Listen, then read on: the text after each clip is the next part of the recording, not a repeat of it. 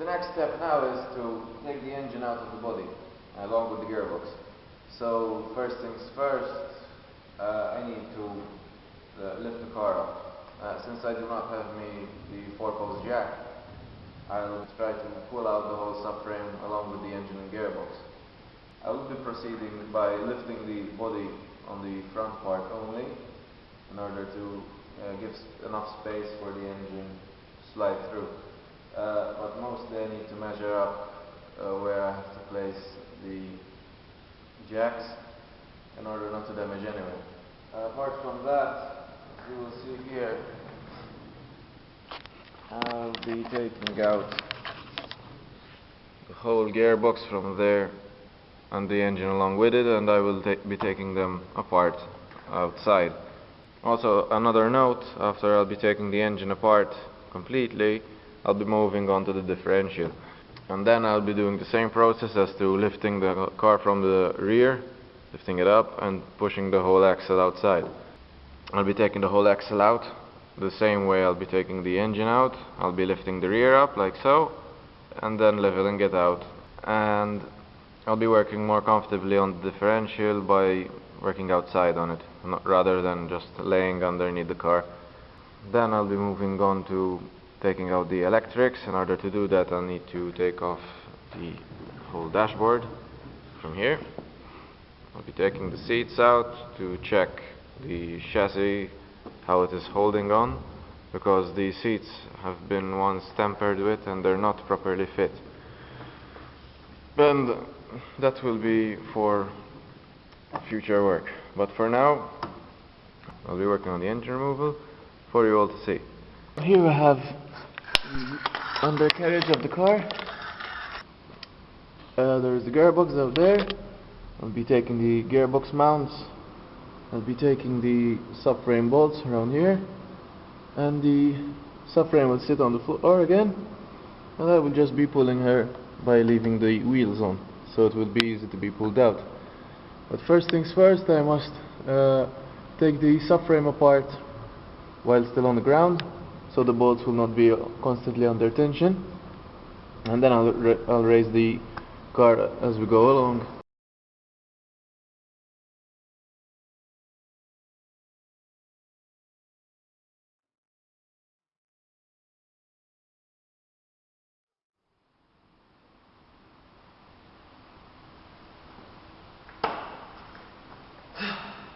Finally, the moment of truth has bestowed upon us, and I disengaged everything from the engine, gearbox, brake line, steering, and now I'll be lifting the car up, raising it slightly above the engine. I've taken out the retainer that holds the radiator, the condenser. I'll be shifting a bit the condenser here. Mind you, I've kept the condenser attached for reason of gas. So once I'll take out the dashboard, I'll take it apart and then reassemble it as soon as possible, so as not to contaminate inside the pipes. Now, after I'll be raising the car, I'm using the special tool called the brick, and I'll be placing it to keep the car raising high. Mainly because the 4 jack stands I have are used on the other car, and I don't have 4 more to use. So this will be enough for now. Also, I'll be applying a piece of wood so it could soften the amount of pressure. I'll be using it to distribute the load evenly on a large scale area, so as to not concentrate the pressure on just one particular area. Now I'll be raising the car, as you will see, and I'll be replacing these and just pulling the whole subframe with the wheels attached onto it. So, now, let's see the moment of truth.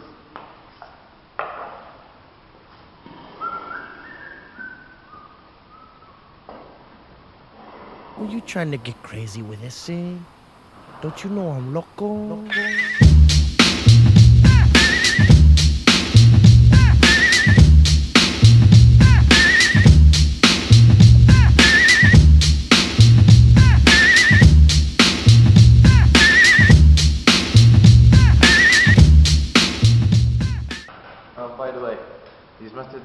kind of cheap, but budget.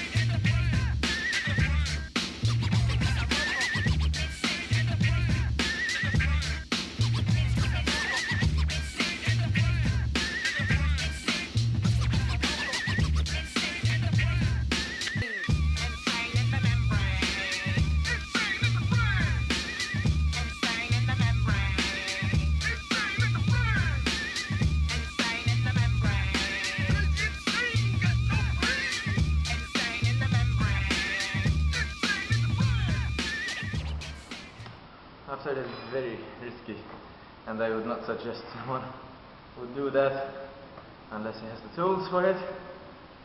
The engine's out, along with the subframe. Now I'll be taking it apart on the bench. So this is all for now for the engine. I'll be continuing on it later on. I'll be first taking apart these bolts here because they're a bit mangled. I haven't got time to do that before, but now I'll continue to it. These were all wet with oil and they lost all their rigidity.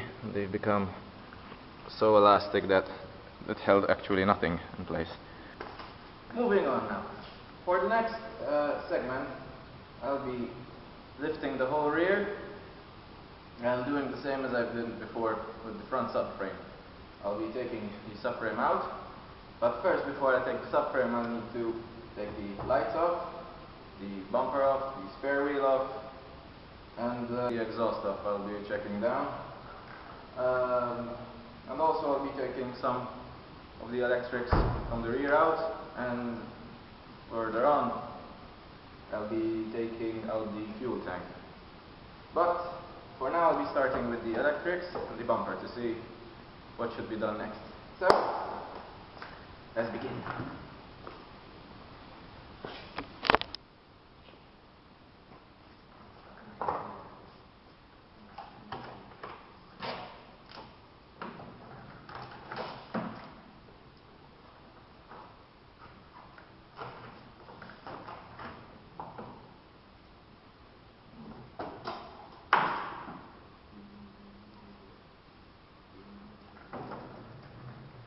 So here we have us a problemo. Leaky rubbers. No wonder water was coming in from nowhere. It was coming from here.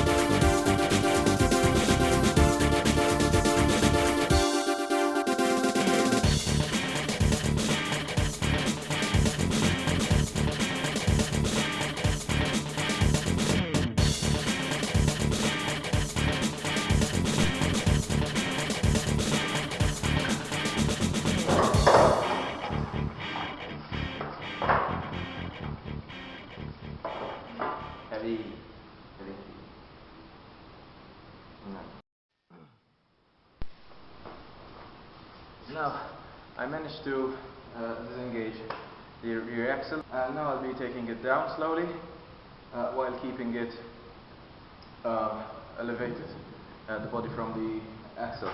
So as I will show you here, I will be lowering down the axle from there. As you will see here, we have the axle and the whole subframe unit, and now I'll be lowering it down slowly and putting it on the trolley. In the meantime, I will be balancing it out in order to lift the body out afterwards, so I will just pull the whole subframe out.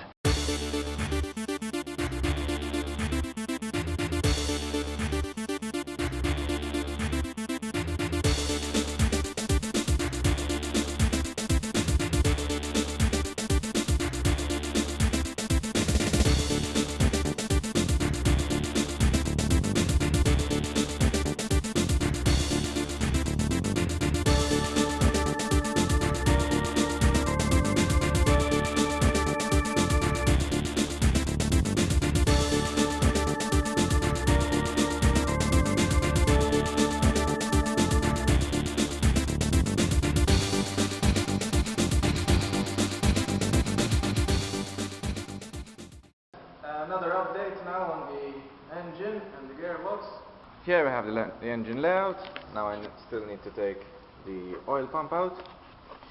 As we can see, it's the subframe along with the whole assembly of the suspension arm along with the steering rack. Now I'll be taking out the gearbox and checking it out from the inside. Here I took out the rear axle as well. Now I have the differential along with the half shafts. I'll be taking those apart and cleaning them up, checking them thoroughly. I'll be also checking the weld points for everything, just for safety precautions. And here I found out a problem from the axle mounts. They were all torn up from front and rear, and also the ones at the back. The rest of the axle seems pretty solid.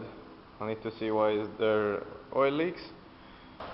The gearbox seems to be fine, yet it's kind of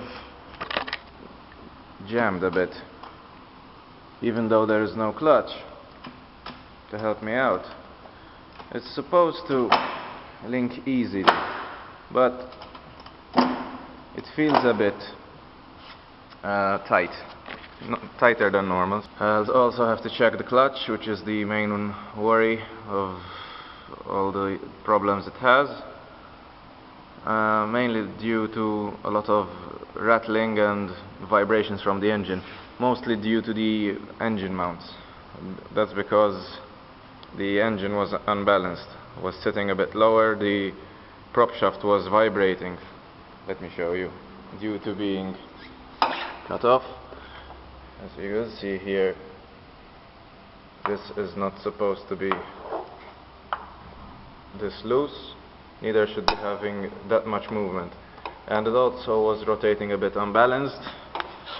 Here we have some jiggling on the crosses, and I think I'll have to check one opening. It did a bit of unbalancing to the gearbox. Also it led to loss of oil, mainly because the lip seals were worn out, the O-rings were worn out as well. But I will be taking care of this a bit further on.